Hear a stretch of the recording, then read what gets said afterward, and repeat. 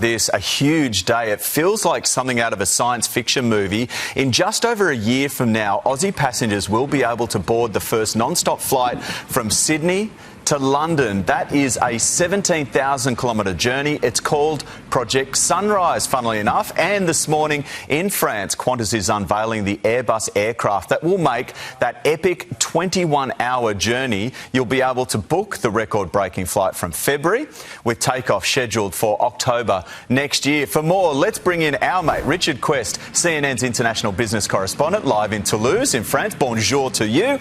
Well, 100 years ago, Richard, in 1926, it would take 45 days by steamship to make the journey.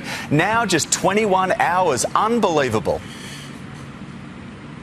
It is unbelievable, and the history of this route has to be fully understood to appreciate its magnificence. Yeah, you had the steamships, and then you had the original kangaroo route, which I actually did Rome, Cairo, Sharjah, onwards, right the way through Singapore, 7 stops before you got to Australia. And then you had the 1 or 2 stops, Dubai or Singapore, and then you had the Perth-London non-stop. But the Holy Grail had always been Sydney to London, Sydney to New York. And this beast behind me, by the way, just at the back of it there is where the extra fuel tank is. This is the beast that's going to do it for those who are going to put up with 22 hours on board.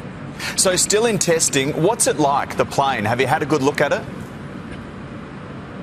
We haven't been on board yet. They've not let us on board. But we have seen, of course, the mock-ups of the new first or business.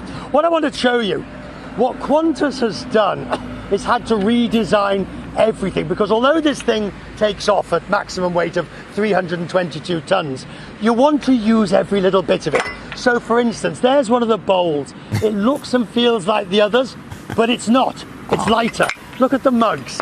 Now, yeah, they're a bit smaller, but they're considerably lighter. The crockery for business class. Even, I'll tell you, even the spoons and the knives and the forks. Everything, I mean, it looks real, but it is real. But it's all...